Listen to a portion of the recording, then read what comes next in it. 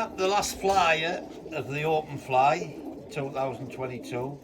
Can you give us your name and where you... Mark O'Neill, Beedale, North Yorkshire.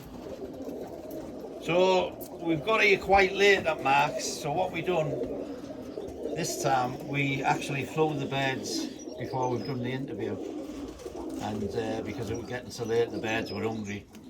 Obviously all the travelling we've done today, it's been that late since we got here. Way past the birds. Well, what I fed him for to fly. Yeah. I thought about 3 o'clock when we got up there. Well, Mark's been so unlucky because looking at this kit the way, I mean, 2 birds come down at 5 minutes, and I think this kit would have probably won the fly easily. The birds were breaking huge. It scored 80 something in 5 minutes. 5 minutes, yeah. Yeah, and that's without, you know, it's such a shame.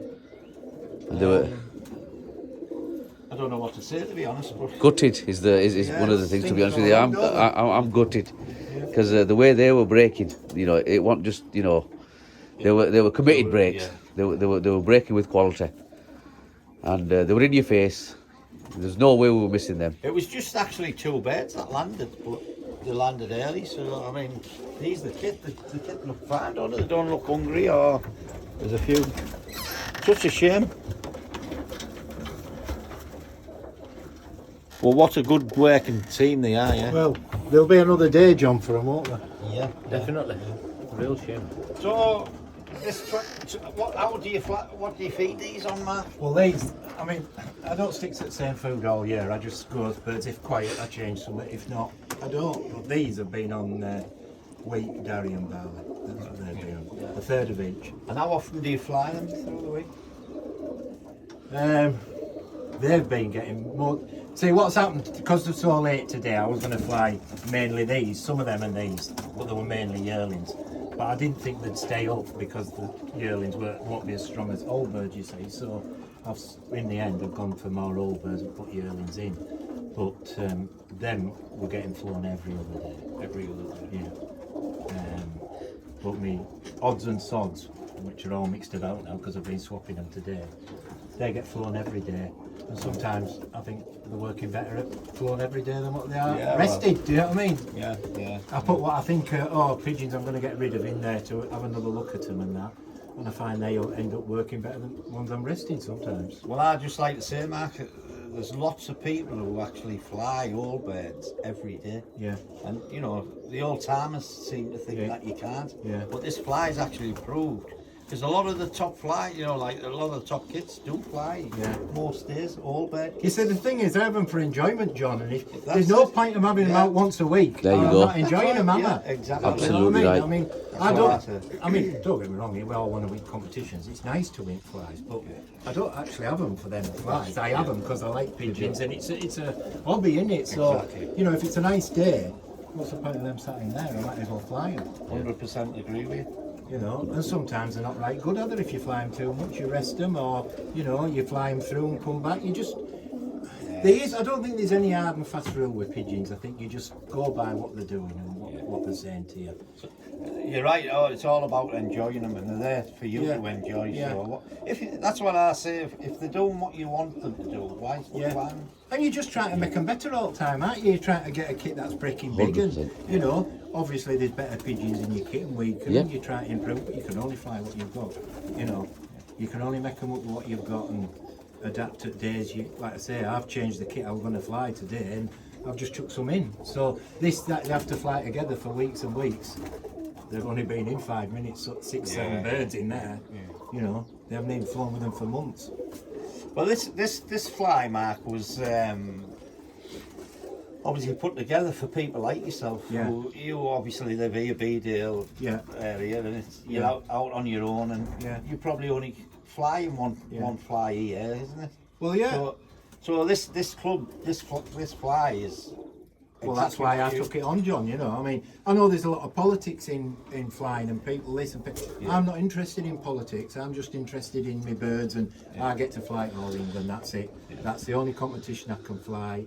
That's the only way I can get internationals.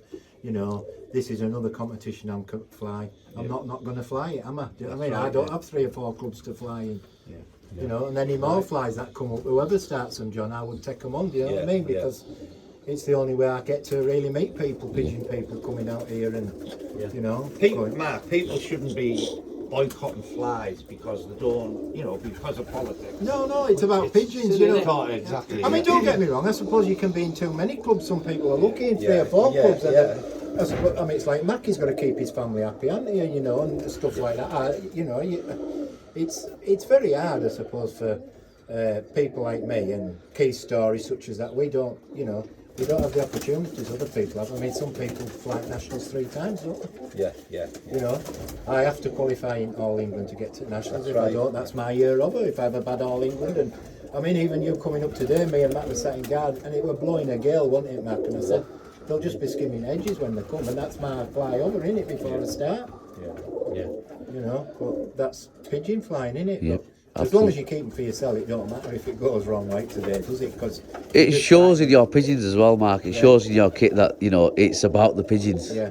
That's very apparent, you know, when someone flies a kit of that sort of calibre, it's about the pigeons. And you know, and I try and help people. I'm in Matt's company. I give them, you know, like my old stock pigeons that I've got a couple of years back on, I'll give them pigeons to go and breed off, John, do you know what I mean? Because there's so many people pass rubbish on to people, isn't there? And they go nowhere with them, do they? You know, sometimes I sell birds I shouldn't sell, or give birds away I shouldn't give away, and keep weaker ones myself sometimes, you know, but that's the way it goes. Because competition's in all my fly, is it? You know, some lads are flying every week, they have to keep all the birds, I don't. You know, as long as I've got one team for All England, I'm okay. I mean, my first half of breeding of young birds have gone, so my young birds have had it for this year, do you know what I mean? But they're the choices that you make. So when you put this team together, Mark, what is it you look for in a roller? You know, like what? Well, the first thing I'm looking for, I mean, everyone goes on about quality and that. I don't look for quality straight away. I want them to work. If they're not working, they're not going to break together. You know, people say you can't have different strains that break together. Well, I think if you put 20 pigeons together that roll, let's say, for instance, they roll every minute, them pigeons, at some point they're going to start breaking together. If they all roll every minute, whatever family they come from. And then obviously, once they start breaking together, you work on your quality, or you can work. I mean, I started with deep pigeons, like everyone does. Everyone wants them deep, fast pigeons, don't they? But they're not. Later down years, you realise you want kits that work together. You can either go for deep, fast pigeons, can't you, that are individuals, or go for kits of pigeons, and the different animals, in my opinion. You've got to. You know, I don't really go for deep pigeons. They just come now and again. They come, you know. Length of an house for me is plenty deep enough. So what about stock birds then? What if for you to put a bird in stock? What would you look for in a stock? Well, it's got to be frequent. It's got to be in as many breaks as you can. I mean, I flew a kit. I mean, I've got pigeons. What like I say, odds and sods, and I'll be taking them out and putting them back and swatting them, and I'll be flying them with these odds and sods, and there'll be birds that stand out that. Even in that odds and sods kit, don't break. But I fly in the morning and it's overcast, my eyesight ain't right good. Well, this week I've been flying afternoon because I knew I'd be flying later on. And some of the birds I've found just not breaking before kit, after kit, never going with kit. Don't know how good a good roller it is it? It's not going to score me any points. It's going to give me one for kitting and that's it, innit? So what's the point of it being there? There's no point. Is that because you're trying to adjust the time for flying like later on instead of morning, like you just said? Yeah. But I mean, my eyesight's bad for picking rollers out, really. I mean, like I say, I need a nice clear day to see them. I've got bits of tape, I've got spray, all sorts to mark my pigeons up. And I think, you know, as you're going along, whatever family of pigeons I've had these shacks, they go down to 2, 3, 4 pigeons. But they go down to best, like, you know, I've got 3 shacks off below Callahan. Well, one of the ends won All England Rose Bowl. Him from Cambridge, Steve McGlory, he had Bill's pigeons, he won All England Rose Bowl. So there were that end, there were its daughter, and there's an old 14-year-old cock. And the other 3 came from a lad in Bradford, Andy Jackson, which, you know, they had the old shacks and barracks. And that's what they're bred off, you know. I've got a few Burkitts, but they go to 2 hens and 1 cock, and I brought an odd cock in here.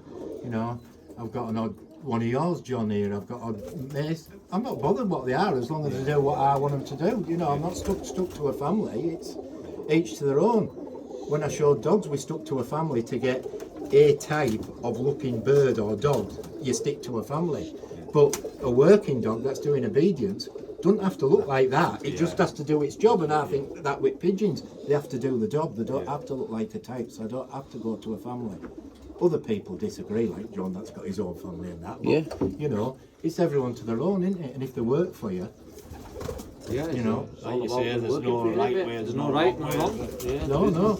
It's whatever works for you. That's what ultimately it comes down to. It's your eyes, it's your corn, it's how what pleases you. And I like a bit of colour, you know. I don't want all checkers and black and whites, you know. I just don't want them. I know at Middlesbrough lads are overrun with them, but it's not for me. Everything black and white and everything checker. I like to see a bit of colour and somewhat different role. But like I say, it's. Well, as I say, that's like Mark was the last flyer. We're going to close for this year, and definitely be back next year because we've already looks like we've already got judges. Yeah, that wanting to do it, and yeah. And have you enjoyed it going round? Loved it. We've absolutely loved it. It's been a fantastic experience, honestly. Yeah. Well, thanks for flying anyway, No Mark. worries. Thanks a lot, Mark. Yeah. Enjoyed it.